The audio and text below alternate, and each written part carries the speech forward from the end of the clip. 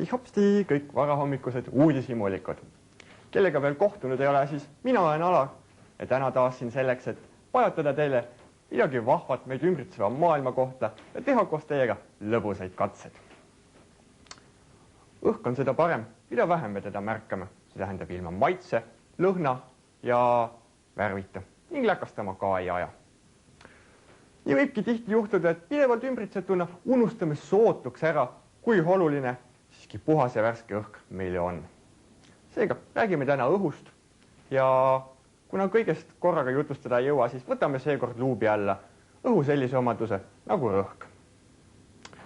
Aga enne kui ma veel edasi lähen, ma panen ühe purgi siia tulele, seda läheb meil hiljem vaja ja me tuleme selle juurde tagasi. Niisiis, õhurõhk. Loomulikult ju kõik teavad. Ilmateade räägib sellest iga päev ja lausa mitu korda. Kord ta tõuseb, siis ta jälle langeb, mõnikord on kõrgem, teinekord madalam ja selle järgi vastavalt mõtleme kas päikesepaistele või vihmapilvedele. Aga mida siis ikkagi tähendavad need elavhõbeda samba millimeetrikesed, mida Eestis umbes 760 ringis keskmiselt kokku tuleb? Natuke arvutada ja selgub, et atmosfäär pitsitab iga ruutsentimeetri suurust ala jõuga, mis on võrdne 1 kilogrammise kaalupommiga. Kogu sellele lehele tuleks seega üle 600 kilo, mis on hästi toitunud isase jääkaru kaal. Kohutav, kas pole? Aga me oleme oma pika evolutsiooni jooksul sellega nii hästi kohastunud, et ei pane õhu rõhuvat mõju mitte tähelegi, otse vastupidi. Ilma skafandri ja hapnikumaskita me teistsugustes keskkondades hakkama ei saakski. Aga seesugune vägev õhurõhu jõud on loodusuurijatele ja filosoofidele juba ammustel aegadel huvi pakkunud. Näiteks 1654. aastal Otto von Guericke tegi Saksamaa linna Magdeburgi elanikele õhurõhku demonstreeriva katse. Tal oli 2 poolkera 35 centimeetrise läbimõõduga, millest mul on siin sellised väikesed koopiad. Kui need nüüd kokku panna korralikult, neil ei ole siin mingit vinti ega kruvisid ja õhk seest välja pumbata. Siis selgus, et ei ole suugi lihtne neid enam lahti tõmmata.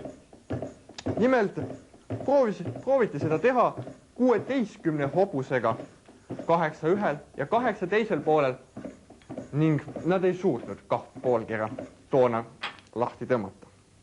Vaatame, kas mul on selle väikese keradega rohkem õnne. Tahaks nii väga tugev olla, aga ei ole ikkagi võimalik mul siin vist õhurõhku seekord üle trumbata. Anname heaga alla, laseme õhu taas sisse, kuulete väike suts. Nüüd on jälle laiale tõukavad ja kokku suruvad jõud võrdseks saanud. Kerad avanevad lausa mängleva kergusega. Kui Magdeburgi poolkerad on selline teadlaste trikk, siis moosipurkidega oleme ju ometi kõik kokku puutunud. Ja tihti on selline lugu, et enne kui saab maiustama hakata, tuleb kohutavat vaeva näha, et purgikaan maha saada. Ja seda mitte sellepärast, et magus moos oleks siia kaane vahele läinud ja selle kinni kleepinud, vaid kurja juur peitub hoopiskist õhurõhus.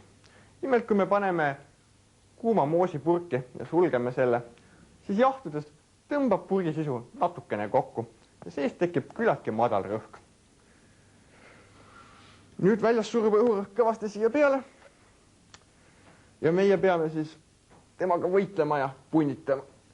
Kui juba natuke jagu saame, käib esimene suts, siis saavad sees ja väljas rõhud võrdseks. Ja edasi on juba kaane avamine lapsemäng. Aga kõik on palju vahvam, kui saab ise oma näpud külge panna. Seega teeme täna ühe katse, mida teie, armsad televaatajad, saate ka kodus järgi proovida. Mida meil siis vaja läheb? Ühte tühja joogipurki tallist. Siia sisse paneme natukene vett, nii et ta põhja ära kataks.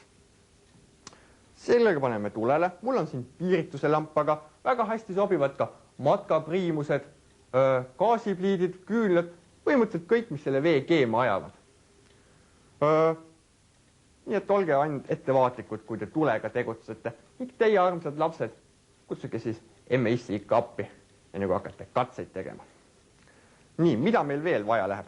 Pärastpoole veeanumat. Selleks sobib igasugune pang, pott. Mul on siin akvaarium, et oleks teile parem näidata. Nonii, vaatame siis, kuidas meil edeneb. Põhimõtteliselt me tahame, et see vesi siin korralikult keema läheks. No kuulame. Muliseb. Väga hea. Ja nüüd augu ka tõuseb. Seega ohutustehnika. Kõik, mis keeb, te teate kokkakunstist ju, et on väga tuline. Asi käib kiiresti, siis seletame ära, mida me tegema hakkame. Põhimõtteliselt keerame otsa alla ja paneme siia sisse, nii et see luuk läheb vette. Oleme valmis. Tähelepanu. Valmis olla. 1, 2, 3. Pauk. Ja nii väikseks see purk siis jäigi. Ilmne näide sellest, kui suur on õhu jõud. Aga et see müstiliseks ei jääks, see ei ole mingisugune nõiakunst, siis seletame ära, mis siin toimus. Kui me panime vee keema, siis aur täitis selle nõu ja nügis õhusid seest välja. Kui me võtame ta tulelt ära, hakkab vesi jahtuma, muutub veepiiskadeks nagu vihm. Ainult, et selliste veepiiskade ruumala on palju pisem kui sama veeauru oma. Nii tekib palju tühja ruumi, aga loodus teatavasti tühja kohta ei salli. Üldiselt hakkab õhkid sisse tulema. Aga siis sekkume meie, teeme ühe viguri ning paneme selle otsa vette. Kindlasti te kõik olete püüdnud tõmmata käega läbi vee ja läbi õhu ning teate, milline on vahe. Vett on palju raskem siia sisse tõmmata. Seega see piisavalt kiiresti ei toimu. Veega ei täitu purk, siin on väga madal rõhk. Ja õhurõhk, nagu me teame, juba on väga tugev suruste väljaspoolt kokku. Ajaloolise faktina võin mainida, et sellisel põhimõttel töötasid mitusada aastat tagasi esimesed aurumasinad. Nii et nüüd ei jää mul teile küll muud soovida, kui et lõbusat katsetamist ja kohtumiseni juba järgmistel nädalatel.